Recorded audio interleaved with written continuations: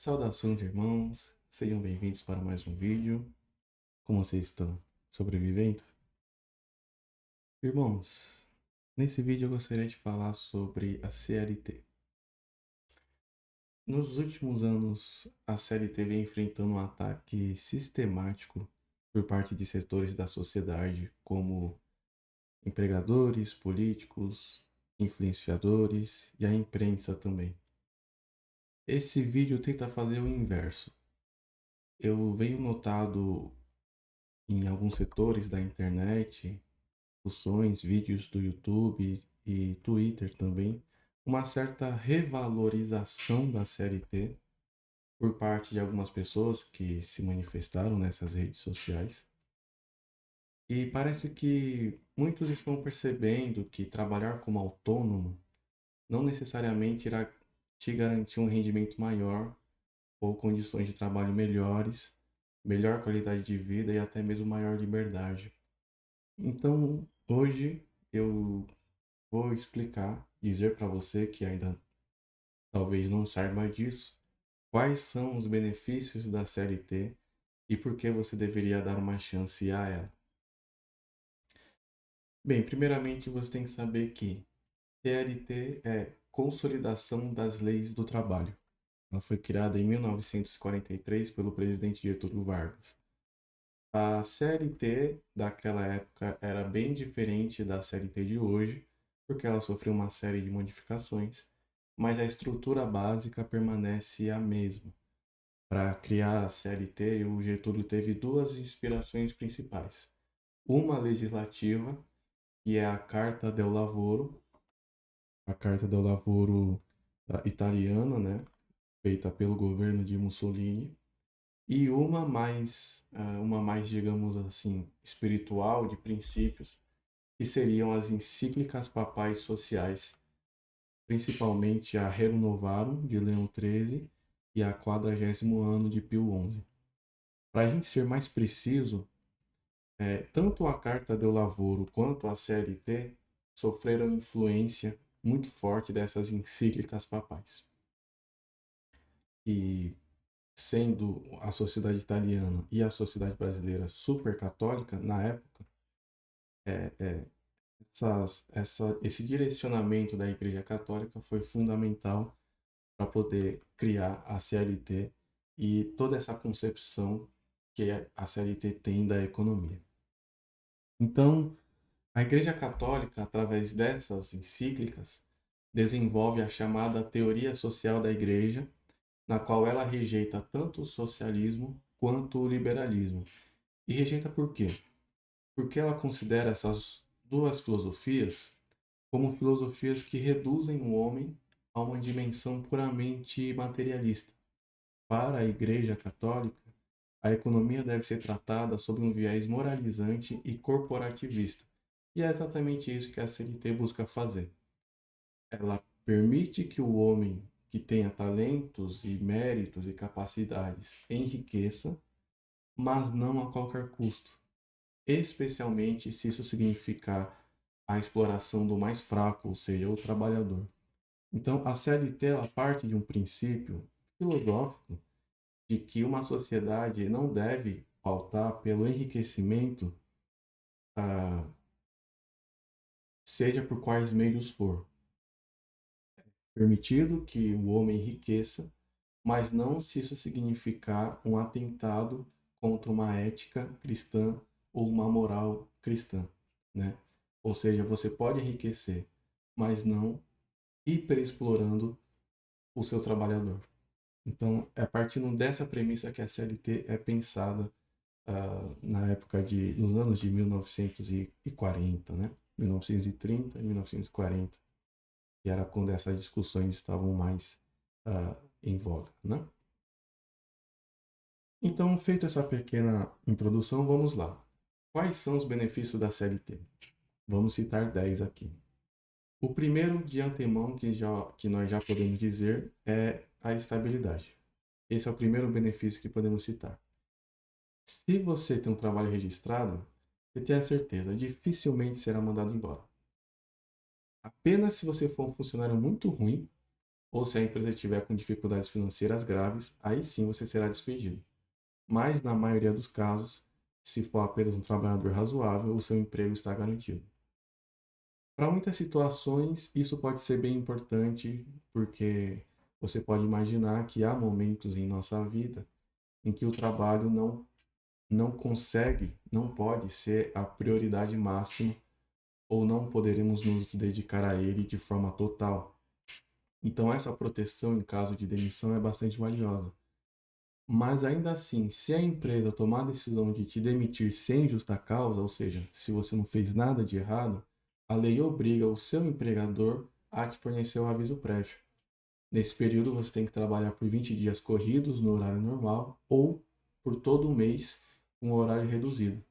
A ideia é te dar tempo para que você busque um novo trabalho. Isso é importante, né? Se a empresa preferir te desligar imediatamente, ela teria então que te fornecer o aviso prévio indenizado, que é no valor de um salário, porque você não pode ser pego de surpresa com uma notícia de demissão. Sem falar de outros encargos, férias acumuladas, você recebe o 13º proporcional, você recebe uma multa de 40% sobre o seu FGTS, e ainda assim, caso você não arrume um trabalho logo, o governo irá te pagar um seguro-desemprego, que ele será durará por no máximo 5 meses, no valor mínimo de um salário mínimo ou podendo chegar no máximo 2.400 e poucos reais. Então, isso é importante, né? Você trabalha registrado, você tem uma certa estabilidade garantida e você só será demitido sem justa causa se todas essas premissas forem respeitadas. Isso acontece para você não ser pego de surpresa, para você não ser chutado no dia seguinte e ficar a ver navios. Segundo, segundo benefício que nós podemos citar, proteção em caso de doença. Se você pegou uma doença que te impossibilite de trabalhar, o seu empregador não pode descontar o seu dia, dado que você não tem culpa de ficar doente. Basta apresentar um atestado médico para o RH e você terá o dia abonado. Por até 15 dias seguidos, a empresa deve te abonar, mas acima desse período, por exemplo, se a doença for muito séria, você pode usufruir do benefício de auxílio de incapacidade temporária, o antigo auxílio-doença, no qual o governo brasileiro, através do INSS, paga para você um valor proporcional a uma média do seu salário. Perceba que quem é autônomo ou prestador de serviço não tem nada parecido com isso. Se a pessoa acorda com uma gripe forte, uma dor de cabeça, ela que lute e trabalhe mesmo assim. E se não trabalhar, vai ter que compensar em outro dia, trabalhando mais, ou em um fim de semana. Então, se você é um trabalhador CLT, você tem, digamos, o direito de ficar doente. Você tem o direito de ficar doente porque não é culpa sua. E caso você fique, você não terá o seu salário descontado por causa disso. Isso é um direito, é uma proteção, um benefício. Terceiro benefício, faltas remuneradas. Além dos casos em que você adoece, há outros casos também que você pode faltar e não ter o seu dia descontado. Falecimento de parentes, que são 2 dias. Seu casamento, você ganha um dia. O nascimento de um filho, garante 5 dias de licença para o pai, 3 meses para a mãe. Doação de sangue, você ganha um dia de licença se você doar sangue. Alistamento eleitoral, são 2 dias de licença. Serviço militar, caso você seja convocado, a licença dura pelo tempo que for, pelo tempo que durar o alistamento. Exames de vestibular, você é jovem, ou mesmo um adulto e quer prestar vestibular, a empresa é obrigada a não descontar o seu dia, caso você tenha que faltar ao trabalho para fazer o Enem, por exemplo. Então, esses são os outros casos em que você pode faltar e ter a sua falta justificada e não descontada pela empresa. Quarto ponto. Reajuste salarial. Exatamente. Quem trabalha CLT tem reajuste salarial todo ano. Todo ano a empresa é obrigada por lei a reajustar o seu salário para, no mínimo, uma taxa que compense a inflação. A ideia é que o poder de compra do trabalhador deve ser preservado. E o que muitas vezes acontece é que, não raramente, os acordos e convenções coletivas que representam as categorias profissionais conseguem negociar reajustes acima da inflação. Então, essa é uma preocupação, digamos assim, que o funcionário e o trabalhador formalizado não tem. Todo ano o salário dele é reajustado de acordo com, pelo menos, os índices oficiais de inflação do país. Muitos autônomos que prestam serviços não conseguem fazer um reajuste todo ano do seu serviço prestado. E ele pode sofrer uma certa desvalorização com o passar do tempo. Se você é um trabalhador assalariado, é uma preocupação a menos, digamos, que toda empresa faz isso, né? Quinto ponto, férias remuneradas. Esse é bem importante também. Cada 12 meses trabalhados, você tem direito a uma férias de 30 dias. E remunerada. Isso é algo que muitas pessoas que trabalham de forma autônoma ou com PJ não conseguem usufruir. Eu conheço muita gente que trabalha com um PJ e estão há anos sem tirar férias. Muitos empreendedores que na prática estão trabalhando há anos sem descanso porque ou não conseguem se planejar financeiramente ou a empresa para quem eles prestam serviços como PJ não tem interesse nenhum de lhe oferecer uma pausa. E não tem interesse porque não são obrigadas. Muitas vezes as empresas se aproveitam da pejotização e simplesmente não se importam se o seu prestador de serviço descansou ou não. Tem muitas pessoas, eu já li relatos muito tenebrosos de pessoas que estão trabalhando há anos e não conseguem uma semana de pausa. E isso é muito pesado, isso adoece as pessoas. Então, se você é trabalhador CLT, ao sair das férias você recebe o seu salário mais um terço, que é chamado terço constitucional. Então, no seu mês de férias, você recebe mais do que você receberia no mês normal de trabalho. Se o seu salário é 1.500, nas férias você recebe 2.000. Então, imagine uma pessoa que tem um salário, digamos, de 3.000 reais. No mês das férias, ele receberá 4.000. Não está ruim, né? Claro, sem considerar os descontos típicos, como INSS, coisas assim, que sempre incide, né? Mas é o seu salário mais um terço. Não tá ruim, né? Para você descansar por pelo menos 30 dias, uma vez por ano. Tá? Sexto ponto, feriados remunerados. Isso é bem legal também para quem trabalha por CLT. No Brasil, nós temos feriados nacionais, estaduais e municipais. Eu acho que se nós somarmos tudo, dá quase 2 dezenas. Se você é CLT, provavelmente você irá descansar nos feriados. E caso a empresa te chame para trabalhar em dias assim, você receberia 100% a mais, ou seja, o dobro de um dia de trabalho comum. Isso é algo que também que eu vejo, né? Entregadores de aplicativo, motoristas de aplicativo, não folgam feriados. Geralmente eles aproveitam os feriados para trabalhar mais, porque são os dias que eles mais movimentam, né? Vendedores, donos de pequenos comércios, eles estão ali, ó, trabalhando sem pausa. Sétimo ponto, horas extras. Horas extras, né? Caso a sua jornada de trabalho ultrapasse a estabelecida pelo contrato, normalmente de 44 horas semanais, a empresa terá que te pagar horas extras, que serão, no mínimo, 50% mais caras que só hora comum, no mínimo. Isso varia muito, dependendo da sua categoria profissional e da sua função, né? Se a empresa não te der hora extra, ela deverá te dar banco de horas e você irá usufruir com folgas e descansos. Ou seja, se você trabalha mais do que as 8 horas determinadas no contrato, você vai receber de alguma forma, ou em dinheiro ou com descansos, devido ao banco de horas. Podemos citar também outros benefícios semelhantes, como a periculosidade e insalubridade.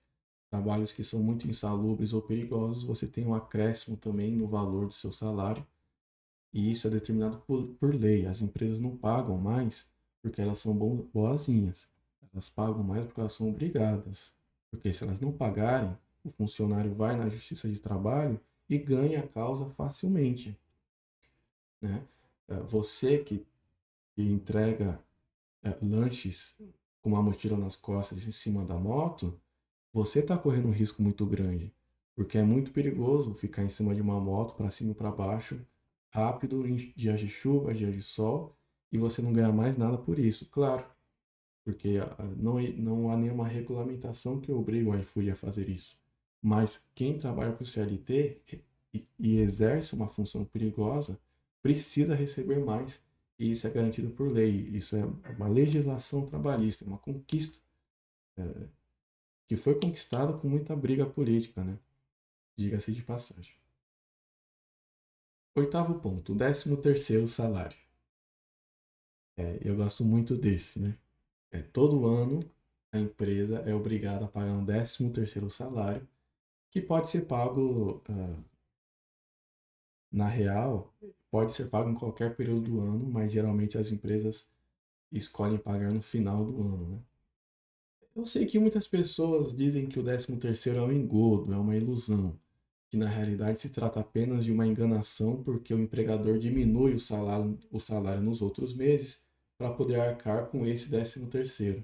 Eu já vi muitos argumentos desse tipo, mas dizendo francamente, estão enganados. Eles estão enganados.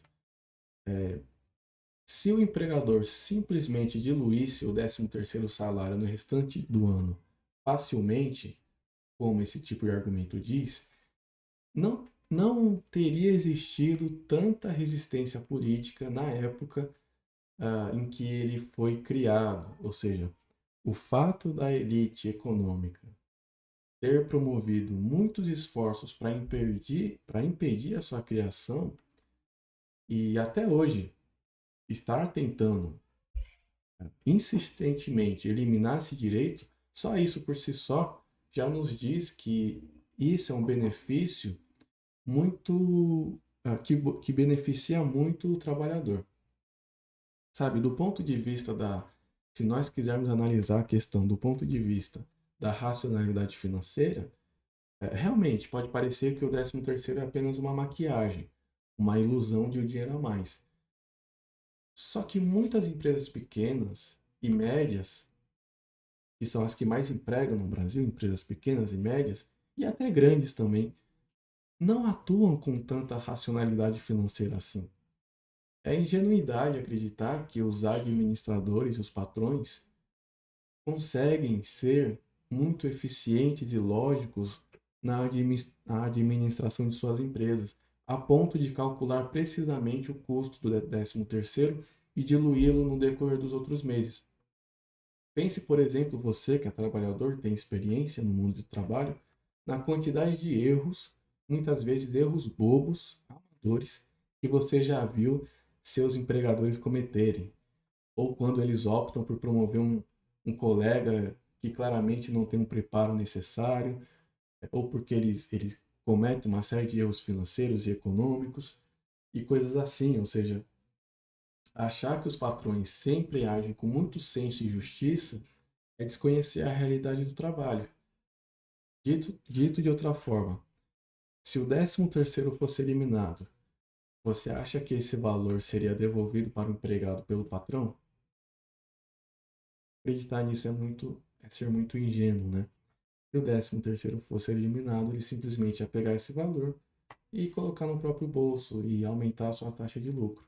É assim que ia funcionar. Então o 13º ele ajuda sim o trabalhador, aumenta a renda do trabalhador, e se ele for eliminado, o salário não vai aumentar. O salário será comprimido, né? Outro benefício que podemos citar, já parecido com o 13º, é o PIS. O PIS é uma espécie de 14º dos trabalhadores, né? Você consegue ganhar o PIS se você se você ter até 2 salários mínimos, né? Creio que seria até 2 salários mínimos e 5 anos de registro. Depois disso, você ganha um valor de um salário todo ano, pago pelo governo. Legal, né? Isso ajuda muito mesmo. É, teve um período que eu recebi, num espaço de 2 meses, o 13º, o saque aniversário do FGTS e o PIS, um atrás do outro. No mês eu recebi quase R$ 10.000, sendo um trabalhador CLT. Quem é autônomo que consegue isso? Pelo menos autônomos de baixa renda, né? Poucos, ou talvez quase nenhum. E eu, sendo um simples trabalhador CLT comum, um trabalho bem comum, e consegui isso. Então ajuda muito. Não é engodo, não é enganação. Beneficia muito quem está trabalhando na ponta, né? Bem, nono benefício que nós estamos citando: FGTS, Fundo de Garantia do Tempo de Serviço. Esse também é bastante controverso, mas eu acho que é um benefício sim. FGTS é um valor que o seu empregador deposita todo mês para você, mas que fica retido pelo governo e que só pode ser sacado em circunstâncias específicas, como demissão sem justa causa, financiamento de imóvel, situações de calamidade, saque aniversário e coisas assim. Eu sei que muitos criticam o FGTS, especialmente porque ele rende menos que a inflação, e isso de fato é um problema muito grave, tem que ser resolvido já.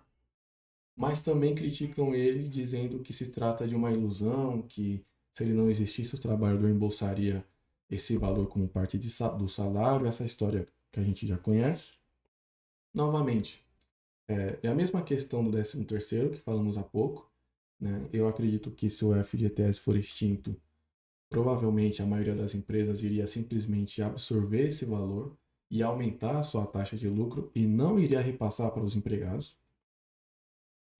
Mas eu acho que ao fim e ao cabo acaba sendo bom para quem trabalha, porque dado que muitas pessoas no Brasil não têm praticamente nenhuma disciplina financeira, o seu FGTS retido ajuda muito na aquisição da primeira casa própria, né?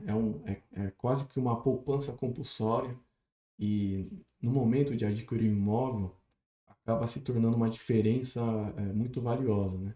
Portanto, eu acho que é um benefício bastante importante, sim. Ele pode ser melhorado, pode ser reformado, mas de forma alguma ele deve ser extinto, né? E em 10º lugar, por fim, o benefício que nós podemos citar da CLT, eu diria segurança psicológica. Um trabalho CLT, gente, acreditem, é um trabalho CLT com salário digno, numa empresa que respeita a lei, é um paraíso para o trabalhador. Se você teve o mérito, a capacidade e a sorte de trabalhar em uma empresa assim, que te remunera bem e te respeita como funcionário, você está em uma posição muito confortável, acredite. Para padrões brasileiros, né? Você está muito bem. Acontece com muitas pessoas que trabalham por conta própria de desenvolverem ansiedade, porque se preocupam muito com circunstâncias que não podem controlar. Elas não sabem se no próximo mês elas conseguiram clientes suficientes para seus serviços ou produtos, ou se conseguirão estar amparadas de alguma maneira caso adoeçam. Quem é autônomo, há muita variação nos rendimentos e elas precisam estar prontas, né? Prontas financeiramente e psicologicamente também para enfrentarem meses com quase nenhum movimento ou até mesmo com prejuízo. Enquanto que o trabalhador formal CLT, ele sabe exatamente quanto irá receber nos próximos meses, nos próximos anos. Daqui a 15 dias ele sabe quanto vai receber. No próximo mês ele sabe quanto vai receber. E isso permite que ele faça planejamentos de médio e longo prazo. E há também, por parte dos autônomos, uma jornada de trabalho muito extensa, que facilmente supera as 44 horas semanais. e, portanto, uma maior dificuldade de conseguir se desligar do trabalho quando chega em casa. Eu já vi muitos relatos e já convivi com pessoas que trabalham de forma autônoma e elas estão sempre preocupadas. Há uma certa ansiedade inerente e crônica, porque elas precisam estar a todo momento se cobrando, se aperfeiçoando. Elas se cobram muito, dado que ela não tem um patrão para cobrar, né? Não se cobram. E como muitas pessoas empreendedoras, elas consomem muito conteúdo e discurso de empreendedorismo, muitas dessas pessoas acabam acreditando que se elas não estão ganhando dinheiro suficiente ou se elas ainda não conseguiram chegar no patamar que elas almejam, a culpa é toda delas, que elas não, de alguma forma elas acreditam que elas não estão trabalhando bastante, que elas não merecem ainda, que elas não têm a capacidade. E isso é uma certa autoflagelação bastante comum no meio dos empreendedores, quando na realidade a culpa não é deles. É simplesmente tem uma série de circunstâncias, questões e acontecimentos que eles não controlam, porque eles, na maioria das vezes, já estão trabalhando pra cacete e já estão ralando muito, né? E eles precisam se cobrar, né? Eles são vítimas e algozes ao mesmo tempo deles mesmos, não? Então, talvez isso seja até um tema para um outro vídeo, né? E, enfim, era isso que eu gostaria de dizer. Essas foram as 10 vantagens de CLT que eu consigo pensar, né? É claro que isso não funciona para todos os casos e cenários, né? Nós temos que ser razoáveis. Existem trabalhos de CLT que são muito ruins e trabalhos autônomos que são excelentes, né? A gente tem que pesar e medir. É claro que isso não é um modelo monolítico, estático e fixo para todos os cenários, não. Sejamos razoáveis, né?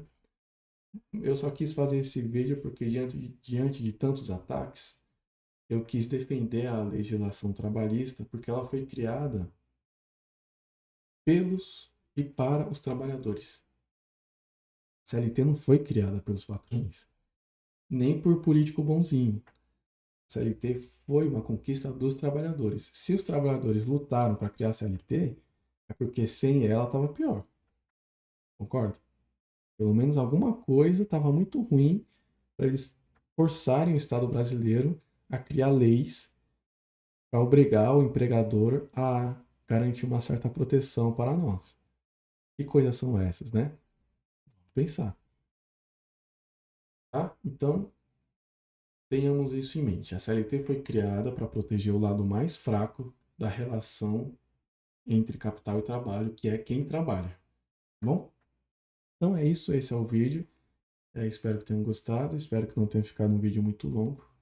E eu gostaria de ouvir o seu relato, a sua experiência. Se você é trabalhador CLT ou você é trabalhador autônomo. Se você quiser e se sentir à vontade, conta um pouco da sua história, da sua experiência. Eu vou gostar de ler, tá bom? É isso, pessoal. Agradeço muito. Espero que tenham gostado e até o próximo vídeo. Tchau.